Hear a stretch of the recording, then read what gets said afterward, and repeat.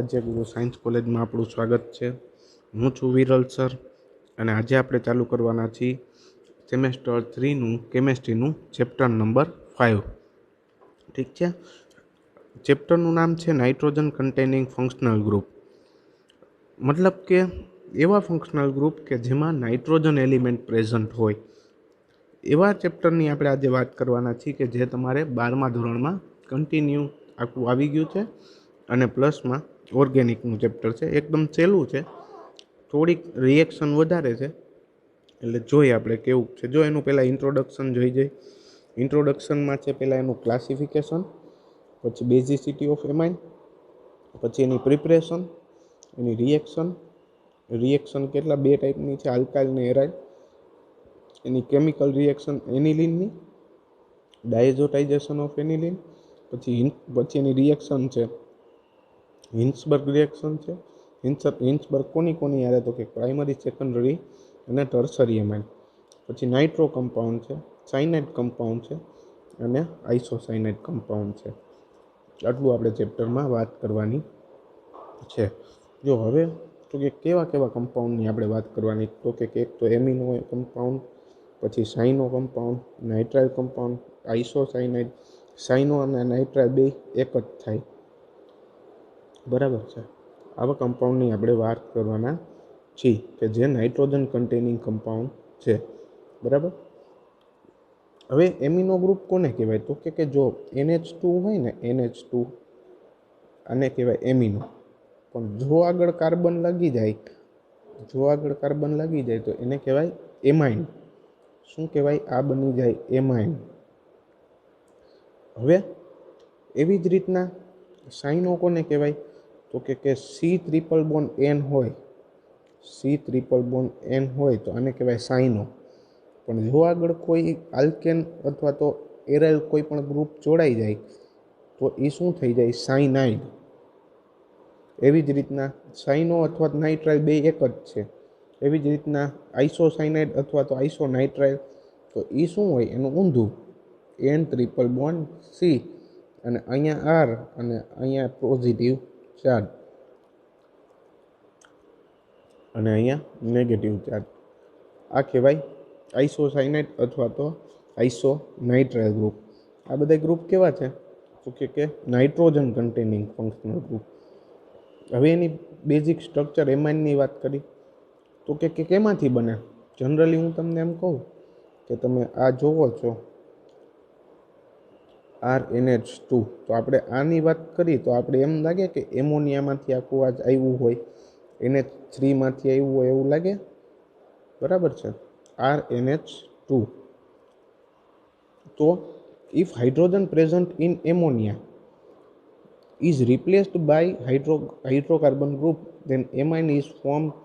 So the structure of amine, આખી વાત કરું તો આ એવું કહેવા માગે છે કે એમોનિયામાંનો કોઈ પણ એક હાઇડ્રોજન રિપ્લેસ કરી અને એની જગ્યાએ હાઇડ્રોકાર્બન કોઈ પણ ગ્રુપ જો એટેચ કરવામાં આવે તો શું બને?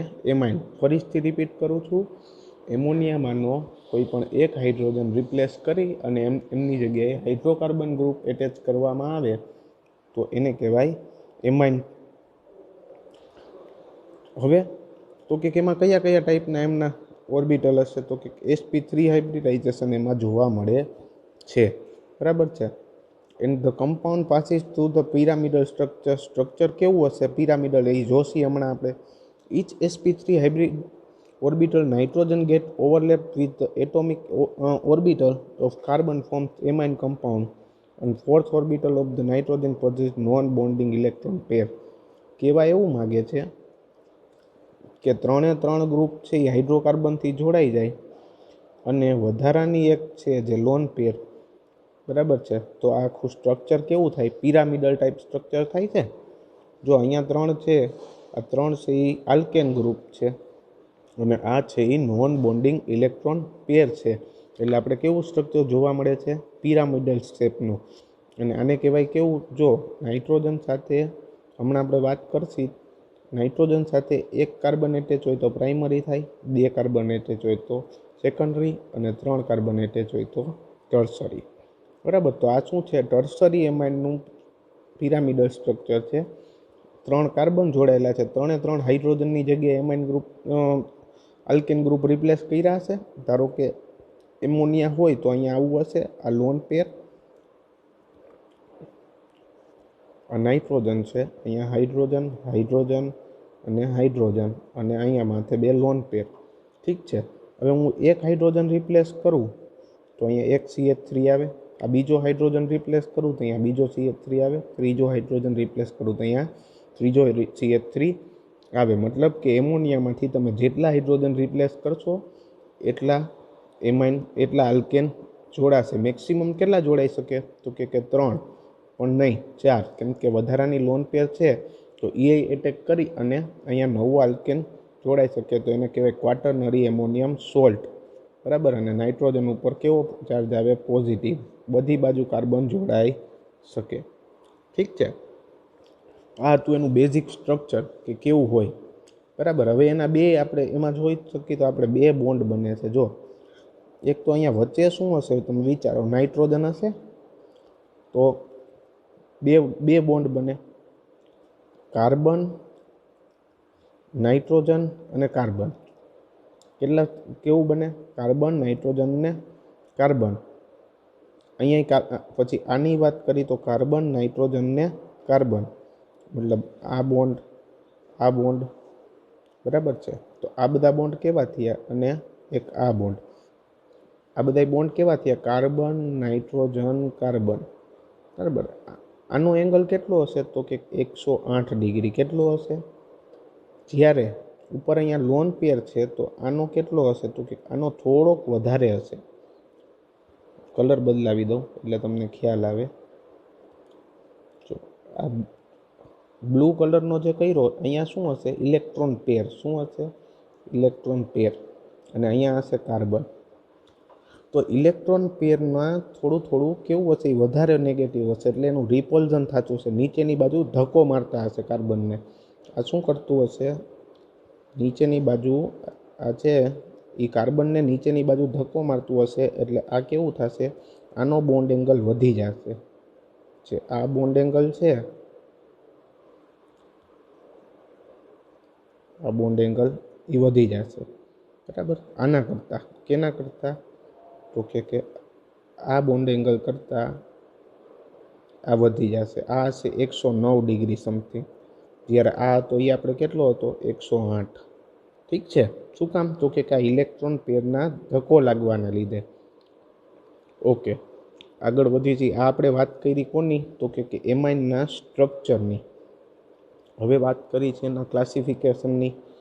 ક્લાસિફિકેશન શું કહે છે? તો કે મેં તમને હમણાં જ કીધું એમ ક્લાસિફિકેશન 2 રીતે પડે.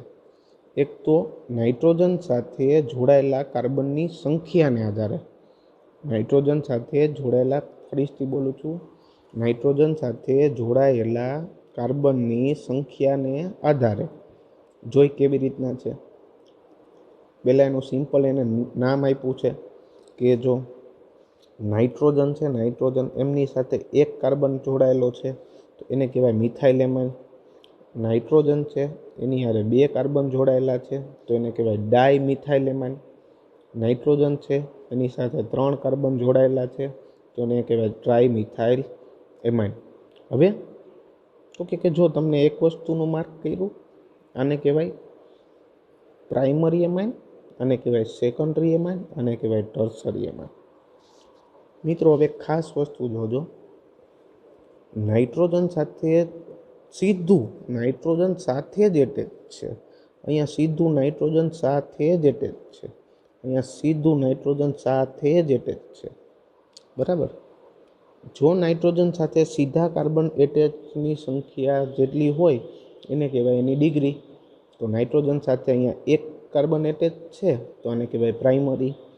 અને અહીંયા નાઇટ્રોજન સાથે 2 કાર્બન એટેચ છે તો આને કહેવાય સેકન્ડરી. નાઇટ્રોજન સાથે અહીંયા 3 કાર્બન એટેચ છે તો આને કહેવાય ટર્સરી. હવે તમને એક હું સ્ટ્રક્ચર દોરીને દેખાડું, તમે મને આમાં કહેજો.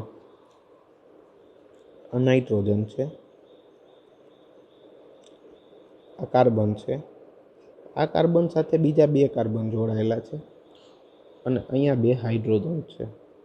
તો આ નાઇટ્રોજનને કયા ટાઈપનો કહેવાય? પ્રાઇમરી કહેવાય, સેકન્ડરી કહેવાય કે ટર્સરી?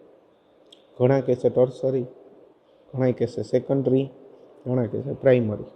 મારો જવાબ છે ઓનલી ફોર પ્રાઇમરી. કેમ?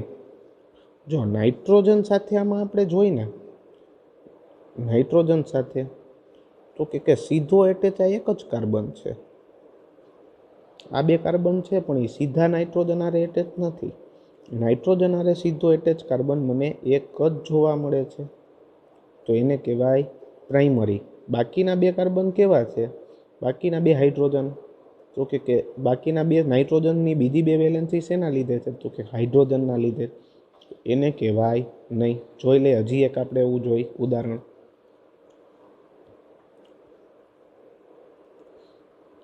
આ નાઇટ્રોજન, આ બાજુ કાર્બન, આ બાજુ અહીંયા 3 કાર્બન, અહીંયા કાર્બન, આ બાજુ અહીંયા 3 કાર્બન. આને કેવું કહેવાય? જોવો જઈ, આને કેવું કહેવાય? કોઈને કંઈ ખ્યાલ આવી ગયો? જોતા જ ખ્યાલ આવી જાય. નાઇટ્રોજન આરે સીધા એટેચ કાર્બન, તો કે 1 અને આ 2, આ 3 વેલેન્સી છે નાઇટ્રોજનની, એમાંથી આ 2 કાર્બન છે અને 1 હાઇડ્રોજન છે. તો કે માત્ર ને માત્ર આને શું કહેવાય? સેકન્ડરી. નાઇટ્રોજન સાથે જેટલા એટેચ હશે ને એટલું આપણે જોવાનું છે. નાઇટ્રોજન આરે 2 કાર્બન જોડાયેલા છે તો એને કહેવાય સેકન્ડરી. ડન છે? આગળ વધીએ તો તમને ખ્યાલ આવી જ ગયો હશે કે જો નાઇટ્રોજન હારે 1 જોડાયેલો આર છે તો એને કહેવાય પ્રાઇમરી, 2 આર જોડાયેલા છે તો સેકન્ડરી, અને 3 આર જોડાયેલા છે તો એને ટર્સરી કહેવાય. પછી ભલે કાર્બન હારે બીજા કાર્બન ગમે એટલા હોય, એનાથી મતલબ નથી. નાઇટ્રોજન હારે કેટલા કાર્બન જોડાયેલા છે એનાથી મતલબ છે. હવે એમના સ્ટ્રક્ચર દોર્યા છે, કેવા છે? પ્રાઇમરીનું સ્ટ્રક્ચર જો આઈ પિરામિડલ છે, પણ અહીંયા એક કેવું આવશે? 1 CH3 આવશે, આમાં 2 CH3 આવશે, આમાં 3 CH3 આવશે. બરાબર છે? અને બધાની ઉપર લોન પેર હશે. લોન પેર હંમેશા ઉપરની સાઈડ રહેશે. અને 3 કાર્બનની જે હશે વેલેન્સી, આ બે વચ્ચે શું હશે? રિપલ્ઝન હશે. શું હશે? રિપલ્ઝન. એટલે એકબીજાથી થોડા કેવા જતા હશે? દૂર જતા હશે. કેવા હશે? એકબીજાને ધક્કો મારતા હશે. એટલે કાર્બન છે એ નીચેની સાઈડ દબાઈ જશે. એટલે શું થશે? થોડોક એનો બોન્ડ એંગલ આપણે હમણાં જોયો 109 ડિગ્રી જેટલો. જ્યારે કાર્બનથી કાર્બન ન છે તો કેટલો હોય? તો કે 108. બરાબર છે? હવે આગળ વધી તો કે હજી એનું આ આપણે જોયું કેવું ક્લાસિફિકેશન જેવું? Primary, secondary, tertiary. એટલે કે કાર્બનની સંખ્યાના આધારે. હવે બીજી બે રીતે જોઈ તો કે એલિફેટિક અને એરોમેટિક. તો કે એલિફેટિક કોને કહેવાય? તમે જોયું હશે, કાર્બનની લાંબી ચેઇન હોય આને કહેવાય એલિફેટિક. કેવી કહેવાય? એલિફેટિક. જ્યારે બેન્ઝિનની રિંગ આવતી હોય કોઈ પણ, બરાબર, એરોમેટિક રિંગ ટાઈપ, તો આને શું કહેવાય? આ એરોમેટિક સ્ટ્રક્ચર કહેવાય. કેવા કહેવાય? Aromatic structure. તો બે રીતે આપણે જોઈ, એલિફેટિક અને એરોમેટિક. તો કે એલિફેટિકમાં તો કે જોઈ એ આપણે હમણાં જોઈ ગયા જ કે આ મિથાઇલેમાઇન છે તો એ કેવો કહેવાય? એલિફેટિક. ડાયમિથાઇલેમાઇન છે એ કેવો કહેવાય? એલિફેટિક. ટ્રાયમિથાઇલેમાઇન આપણે જોયો એ કેવો કહેવાય? એલિફેટિક. બરાબર? આ કેવો કહેવાય? એલિફેટિક. મતલબ કે સિમ્પલ કાર્બનની ચેનવાળા જેટલા હશે એ બધા કેવા કહેવાય? એલિફેટિક. એરોમેટિકમાં જોઈ, એરોમેટિકમાંય પાછા બે છે, એરાઇલેમાઇન અને એરાઇલ આલ્કાઇલેમાઇન. એરાઇલેમાઇન એટલે મેં તમને કીધું કે તમને એમાં બેન્ઝિનની રિંગ જોવા મળશે નાઇટ્રોજન સાથે સીધી એટેચ. નાઇટ્રોજન સાથે સીધી એટેચ બેન્ઝિનની રિંગ જોવા મળે તો એને કહેવાય એરાઇલેમાઇન. પણ એમાંય હજી હું કંઈક નવું લઈ આવું, એરાઇલ આલ્કાઇલેમાઇન. તો કે શું છે? જો નહીં, આ તો બેન્ઝિનની રિંગ છે. એરાઇલ આલ્કાઇલેમાઇનમાં શું કહેવાય? આ બેન્ઝિનની રિંગ છે. એની યાર એક CH2 છે અને એની યાર NH2 છે. જોઈ સ્ટ્રક્ચર ડ્રો કરી કેવું થાય? કંઈક આવું થશે. આ C6H5 દોર્યું. શું દોર્યું? આ C6H5, એની ઉપર CH2 અને એની બાજુમાં NH2. બરાબર છે. આ તમારું C6H5, આ CH2 અને એની બાજુમાં NH2. તો મતલબ આ થયું તમારું એરાઇલ ગ્રુપ, આ થયું તમારું આલ્કાઇલ ગ્રુપ અને આ આપણો એમિનો સમૂહ. મતલબ આનું નામ શું થશે? Alkyl aryl amine. ફરીથી રિપીટ કરું છું, પહેલાં આલ્કાઇલ એરાઇલ એમાઇન. સમજાઈ ગયું કોને કહેવાય alkyl aryl amine? Okay, done છે. તો આજે મિત્રો આપણે અહીંયા સુધી રાખી હતી. આપણે એમનું ક્લાસિફિકેશન જોયું. 2 વખત પહેલાં ફરીથી રિપીટ કરી દો. પહેલાં એમનું ઇન્ટ્રોડક્શન જોયું હતું. ઇન્ટ્રોડક્શન પછી એનો શેપ જોયો. પિરામિડલ ટાઈપ શેપ હોય, એમાં આપણે પહેલાં ઉપર લોન પેર હોય, બાકીની અધર સાઈડ શું હોય? બધા કાર્બન હોય. પછી એનું આપણે ક્લાસિફિકેશન જોયું. ક્લાસિફિકેશનમાં 2 રીતે આવે. એક તો નાઇટ્રોજન સાથે સીધા કાર્બન જોડાયેલા હોય, મતલબ કે એને કહેવાય પ્રાઇમરી, સેકન્ડરી ને ટર્સરી. અને બીજી વાત કરી દઈ કે બીજે 3 રીતે હોય. તો પહેલાં શું છે? એલિફેટિક અને એરાઇલ એમાઇન ને alkyl aryl amine. Okay, thank you.